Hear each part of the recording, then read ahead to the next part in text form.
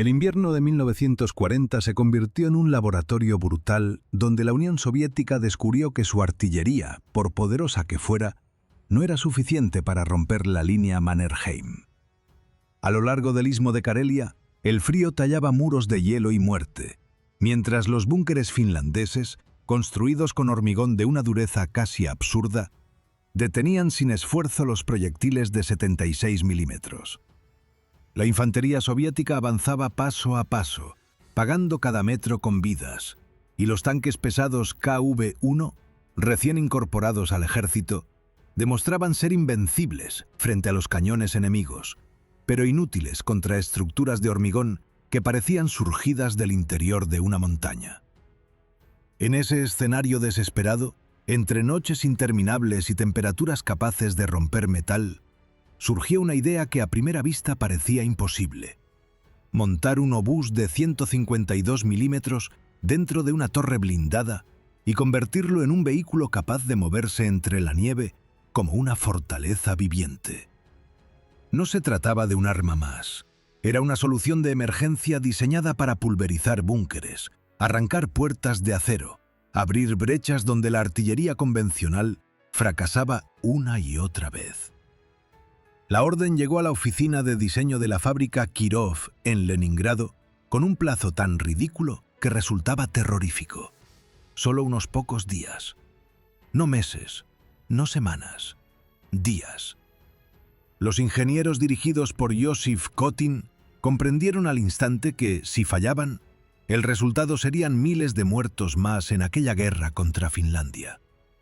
Adoptaron una vida de cuartel dentro de la fábrica. Jornadas de 16 horas, pausas mínimas, sueño improvisado sobre bancos de madera. El metal ardiente iluminaba la penumbra y el sonido de los martillos se mezclaba con el rugido de las calderas. El problema principal era monumental. El obús de 152 milímetros pesaba tanto que ninguna torre existente podía soportarlo. Su retroceso era comparable al de la artillería pesada. Montarlo sobre un tanque sin rediseñar por completo la estructura era impensable. Así nació la torre colosal que definiría al KV-2, alta, cúbica, imponente, completamente distinta a cualquier torre vista antes en un vehículo blindado. Su centro de gravedad estaba adelantado, lo que dificultaba el giro, pero su interior permitía estabilizar el arma con una precisión sorprendente para un diseño hecho a contrarreloj. El 10 de febrero de 1940, el primer prototipo avanzó lentamente hacia la zona de pruebas dentro del propio complejo industrial. Cientos de trabajadores se asomaron desde ventanas y plataformas para presenciar aquel monstruo de acero. Cuando el obús disparó por primera vez, la tierra tembló.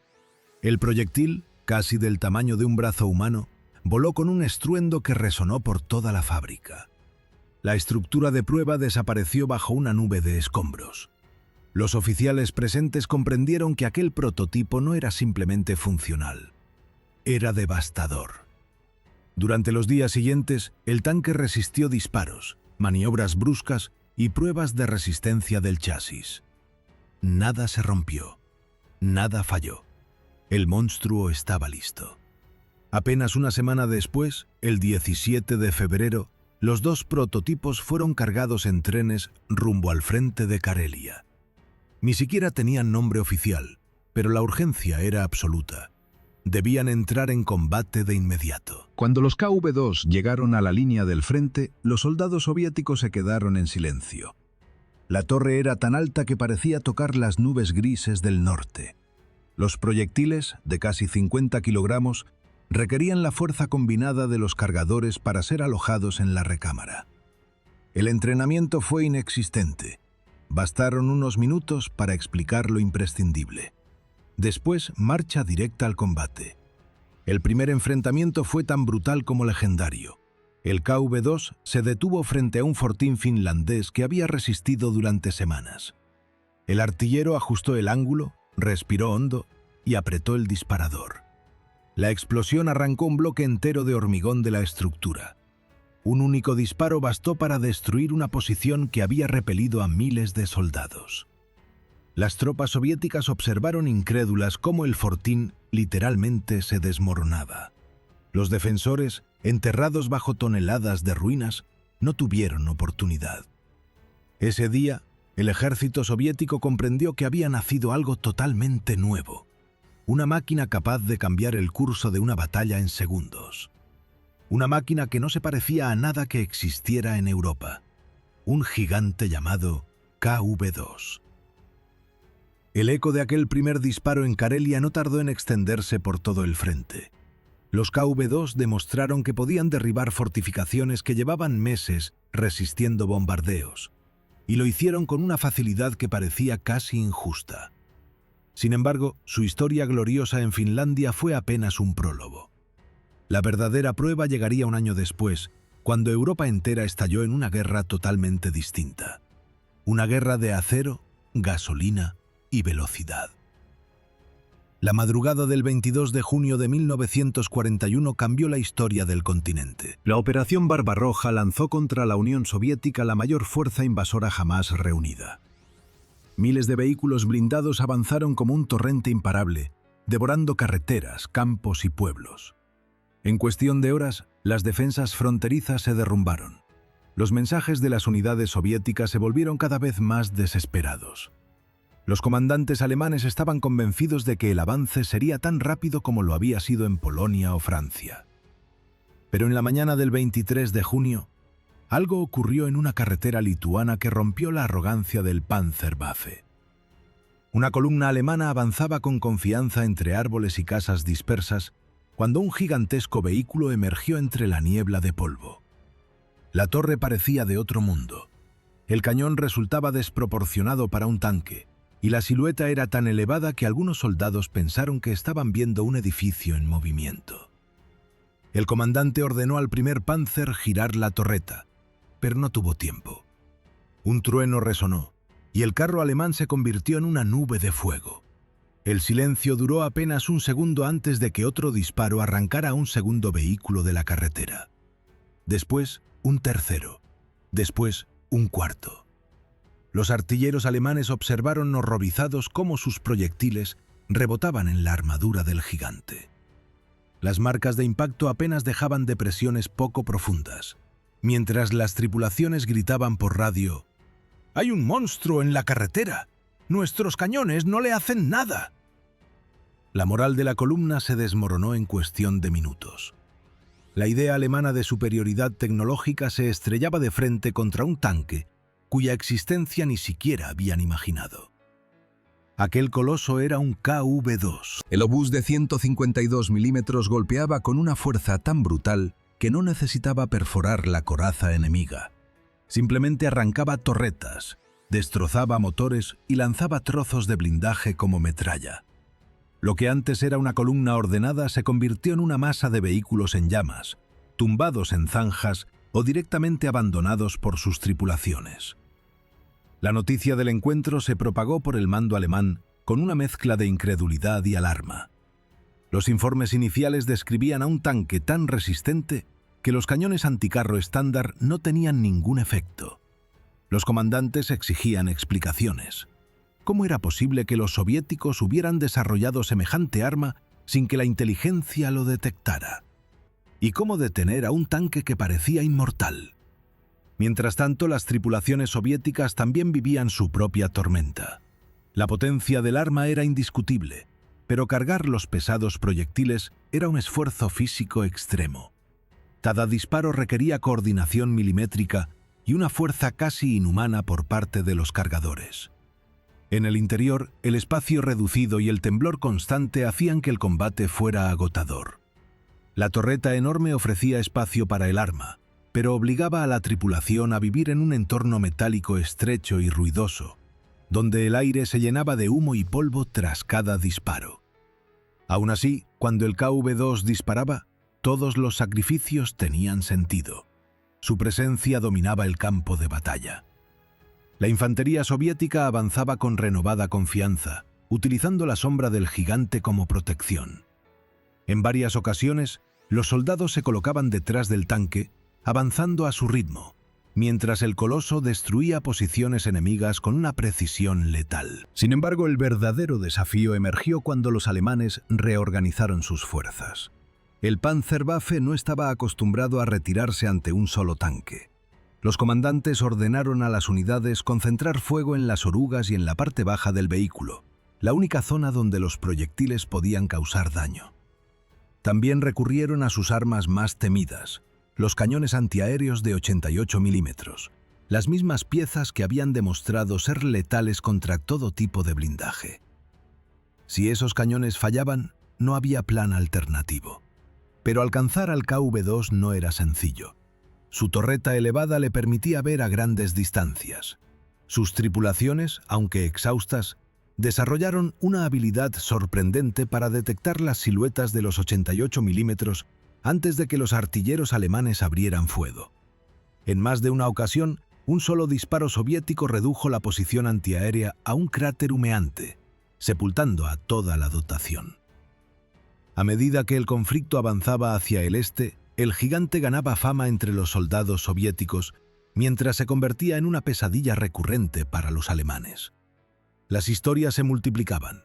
Un KV-2 que había detenido él solo una columna entera, otro que sobrevivió a decenas de impactos, un tercero que siguió combatiendo incluso con la torreta trabada.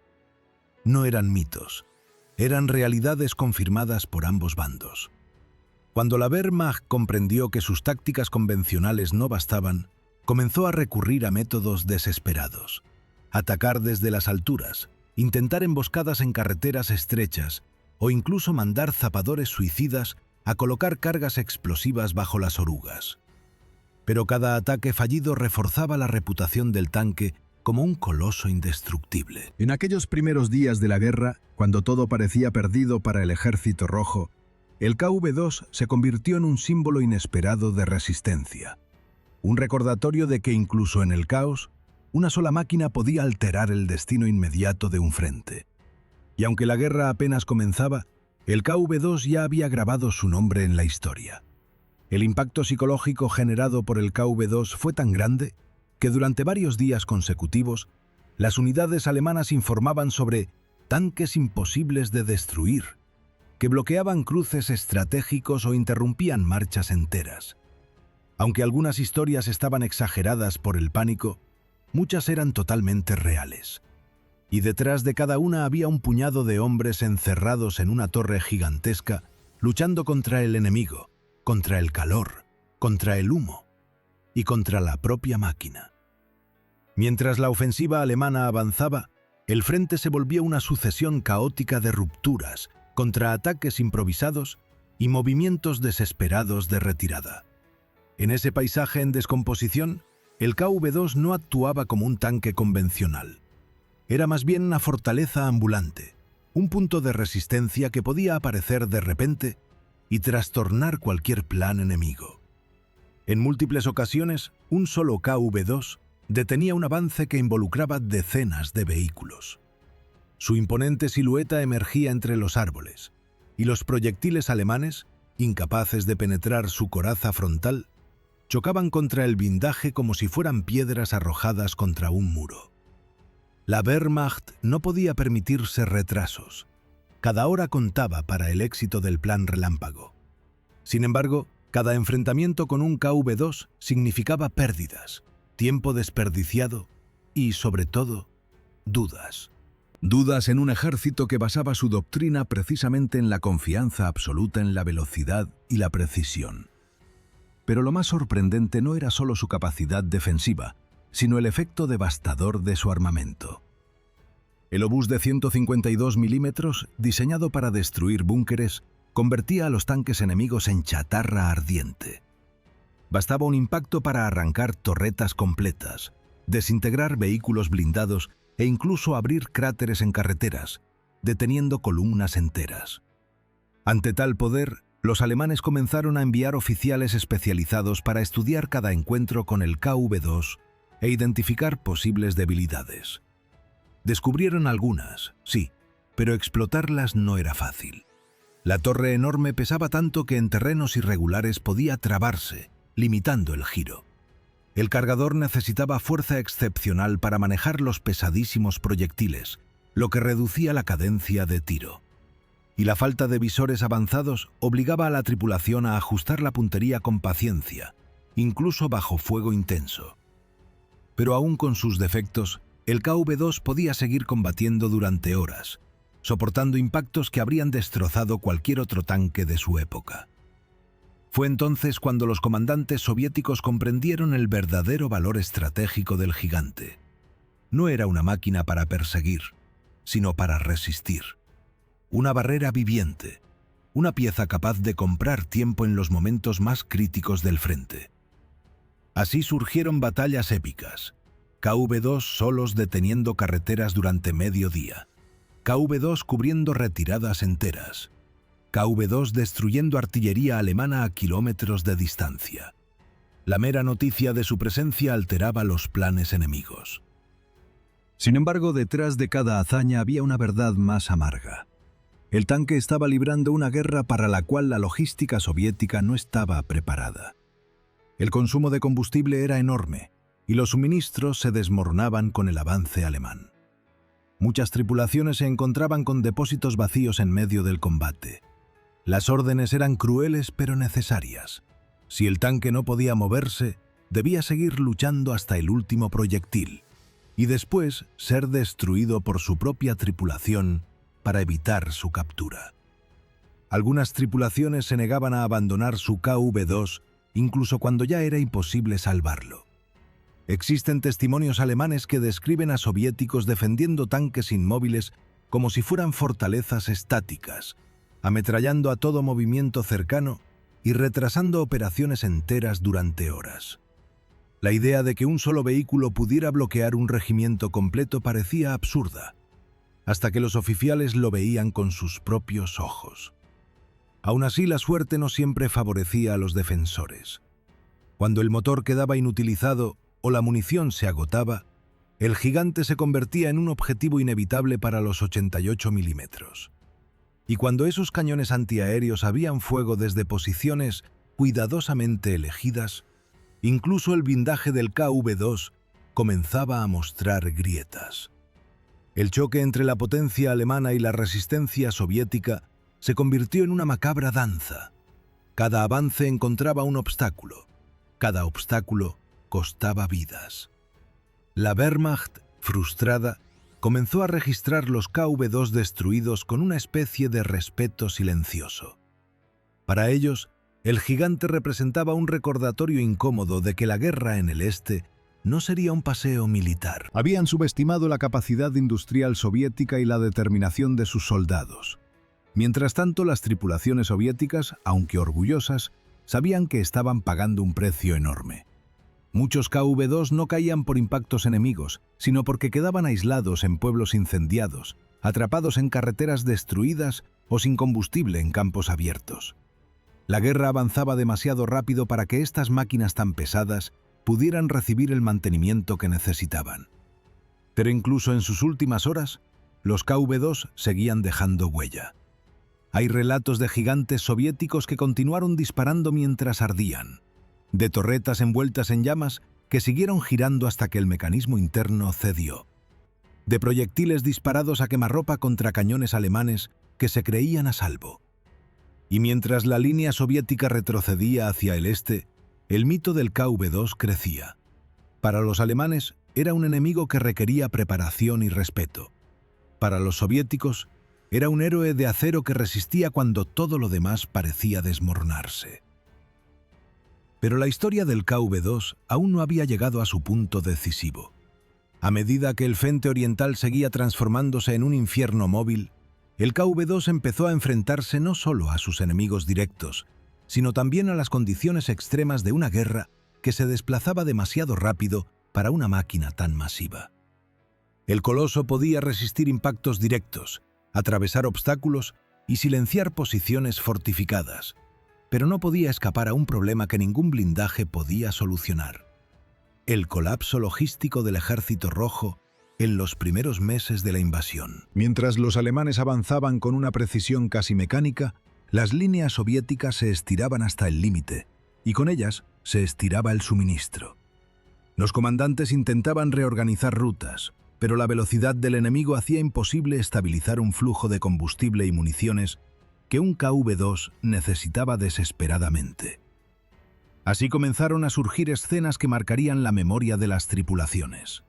Gigantes envueltos en silencio, detenidos en carreteras, esperando un suministro que nunca llegaría. Los testimonios de soldados soviéticos describen momentos desgarradores. Tripulaciones mirando los indicadores de combustible caer, contando cada proyectil restante y sabiendo que, en cuanto el tanque quedara inmóvil, el combate cambiaría por completo. Desde dentro del KV-2, el mundo exterior se veía como una mezcla de polvo, fuego y órdenes gritadas entre el rugido del motor. Pero cuando el motor se apagaba definitivamente, se hacía un silencio diferente. Un silencio que decía claramente que el gigante estaba atrapado. Aún así, estar inmovilizado no significaba rendirse. Muchas de las acciones más heroicas del KV-2 ocurrieron precisamente cuando el tanque había quedado detenido. Sus tripulaciones convertían la torre en una casamata blindada. La elevación del cañón les permitía barrer caminos, defender aldeas en ruinas y cubrir la retirada de unidades enteras. Cada disparo hacía temblar el suelo y obligaba a los alemanes a replantear sus estrategias.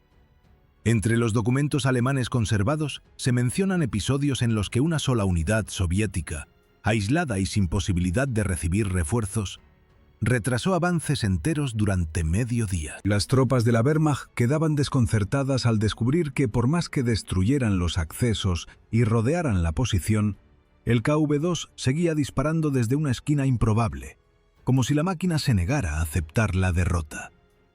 Pero con los disparos venían también los límites físicos.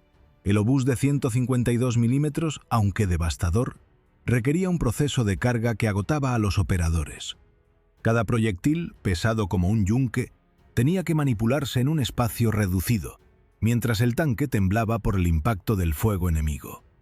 Los artilleros soviéticos, cubiertos de sudor y hollín, trabajaban con un ritmo frenético, conscientes de que cada minuto ganado le daba a su ejército la oportunidad de reagruparse. Los alemanes, frustrados por la imposibilidad de destruir frontalmente al KV-2 con sus armas estándar, redoblaron los esfuerzos para utilizar sus célebres 88 milímetros. Estas piezas, cuando lograban desplegarse, representaban un peligro real. Pero acercarlas lo suficiente era otra historia. En terrenos boscosos o en pueblos estrechos, la maniobra resultaba casi suicida. Los proyectiles soviéticos caían con una precisión que, aunque imperfecta, era más que suficiente para hacer retroceder a los sirvientes de las piezas alemanas. Aún así, cuando un KV-2 quedaba completamente aislado, la lucha se convertía en un duelo a vida o muerte. La Wehrmacht enviaba grupos de zapadores, apoyados por fuego de cobertura, para intentar poner cargas explosivas bajo las orugas o junto a la torre. En más de una ocasión, esos grupos nunca regresaban. El gigante, silencioso e inmóvil, aguijoneaba la tierra con sus disparos, reduciendo edificios enteros a polvo y obligando a los alemanes a retirarse. Pero había algo más que el enemigo no podía ver desde afuera: el desgaste psicológico de las tripulaciones. Dentro del tanque, el aire se volvía pesado, casi irrespirable. El olor a pólvora quemada se mezclaba con el aceite del motor, el sudor y el humo.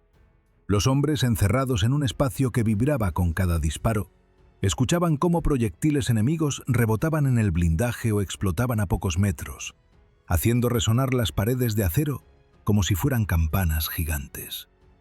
Aun sabiendo que el blindaje era sólido, cada impacto generaba un breve instante de duda. ¿Y si este sí lo atraviesa? Muchos relatos de sobrevivientes describen la sensación de luchar dentro de un tambor metálico golpeado sin descanso. Sin embargo, estas mismas tripulaciones desarrollaron una especie de vínculo casi espiritual con su máquina. Algunos llamaban a su KV-2 fortaleza, otros hermano, otros simplemente nuestro gigante. Era más que un vehículo, era un refugio y un arma, un hogar temporal en medio del caos. El final para muchos KV-2 llegaba no por un impacto directo, sino por una decisión dura y necesaria: la autodestrucción. Para impedir que los alemanes capturaran una máquina tan valiosa, los soviéticos estaban obligados a colocar cargas internas o incendiar depósitos de combustible antes de retirarse. La explosión solía arrancar la torre con una violencia inimaginable, enviándola volando varios metros. Los restos del gigante quedaban como un monumento retorcido a la brutalidad de aquellos primeros meses de guerra. Los alemanes, incluso cuando encontraban un KV-2 destruido, se acercaban con cautela. A menudo inspeccionaban los daños, tratando de comprender dónde exactamente el blindaje había cedido. Y siempre en sus informes aparecía la misma conclusión. Ha sido necesario un esfuerzo excepcional para neutralizar esta máquina. Pero la historia del KV-2 aún tenía capítulos inesperados. Algunos serían capturados y reutilizados por la Wehrmacht. Otros resurgirían transformados en vehículos de rescate. Y uno, por un milagro estadístico, sobreviviría a toda la guerra, convirtiéndose en el último testigo de una era de acero y fuego. Cuando el año 1941 avanzaba hacia el otoño, la guerra en el frente oriental se había convertido en una carrera salvaje entre la resistencia soviética y el avance imparable de la Wehrmacht. El KV-2, que en los primeros días de la invasión había sido un muro infranqueable, comenzó a encontrarse con un escenario estratégico que ningún blindaje podía resolver. La disolución de unidades completas, la pérdida de comunicaciones, la retirada a toda prisa y la presión constante de un enemigo acostumbrado a moverse con una velocidad que parecía imposible para las fuerzas soviéticas. A pesar de ello, incluso en las semanas más caóticas, el KV-2 seguía escribiendo episodios que para los alemanes resultaban incomprensibles. Cada encuentro con esta máquina generaba informes llenos de frustración. Columnas de reconocimiento obligadas a retroceder, piezas de artillería destruidas antes de poder desplegarse, aldeas defendidas durante horas por un único tanque que se negaba a rendirse. Estas acciones no cambiaban el rumbo global de la guerra, pero sí desgastaban moralmente a las unidades alemanas que se veían obligadas a enviar recursos valiosos solo para neutralizar a un solo enemigo inmóvil. No obstante, el tiempo no jugaba a favor del gigante.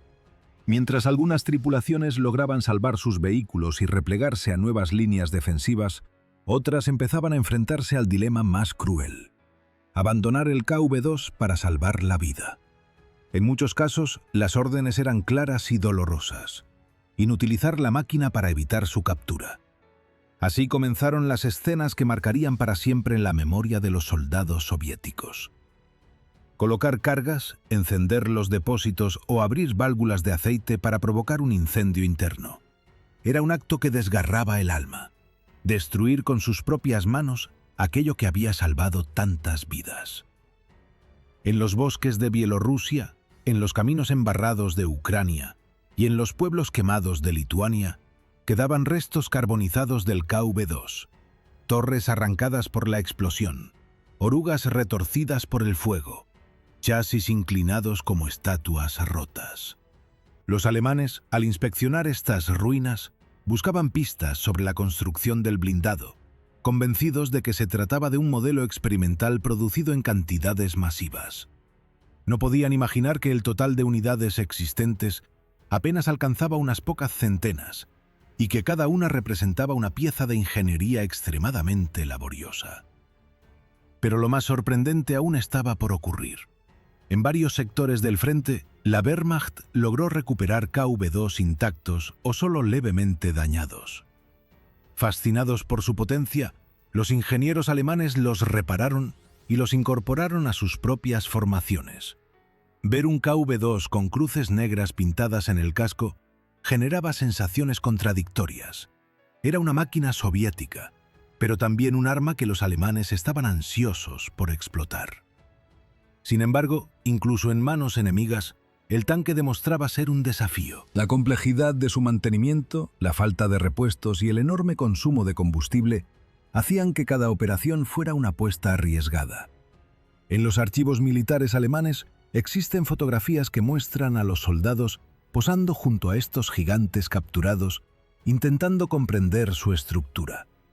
Algunos informes describen intentos de utilizar el KV-2 como pieza de artillería móvil para destruir fortificaciones soviéticas, pero casi siempre terminaban con averías mecánicas, incendios inesperados o ataques soviéticos que acababan con el vehículo antes de que pudiera demostrar todo su potencial. A pesar de ello, uno de estos tanques llegó increíblemente lejos. Sobrevivió a varias ofensivas, fue reparado repetidas veces y terminó sus días en los combates por Königsberg, en la fase final de la guerra. Allí, en medio del asedio a una de las fortalezas más inexpugnables del régimen nazi, el KV-2 capturado luchó hasta quedar irreparable. Su destrucción fue simbólica. Un tanque soviético, utilizado por el enemigo, convertido en chatarra ardiente dentro de la ciudad que representaba el corazón militar de Prusia Oriental. Mientras tanto, en territorio soviético, el destino de los pocos KV-2 que seguían operativos tomó un giro inesperado. Los ingenieros, conscientes de que el tanque ya no cumplía con las exigencias de una guerra que se movía con una velocidad creciente, comenzaron a desmontar las torres y transformar los chasis en vehículos de recuperación. Estos nuevos roles, aunque menos gloriosos, resultaron fundamentales. Remolcaban tanques dañados, despejaban obstáculos y abrían caminos en zonas minadas.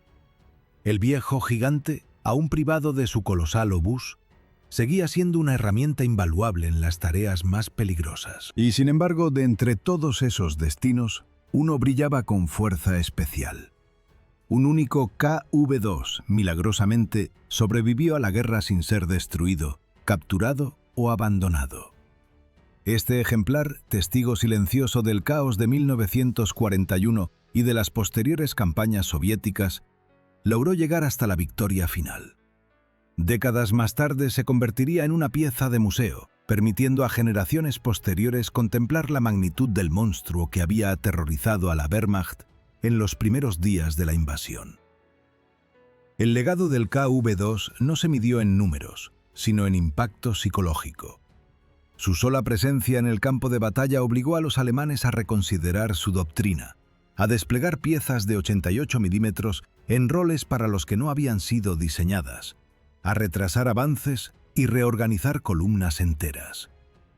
Fue una máquina imperfecta, costosa y difícil de mantener, pero también una obra maestra de brutalidad mecánica, un martillo de acero que podía destruir fortificaciones y pulverizar tanques con un solo disparo. Su historia terminó entre ruinas humeantes, bosques silenciosos y ciudades derrumbadas. Y aún así, el eco de su obús de 152 milímetros sigue resonando en los estudios de historia militar como un recordatorio del momento en que un tanque desafió al propio concepto de guerra mecanizada.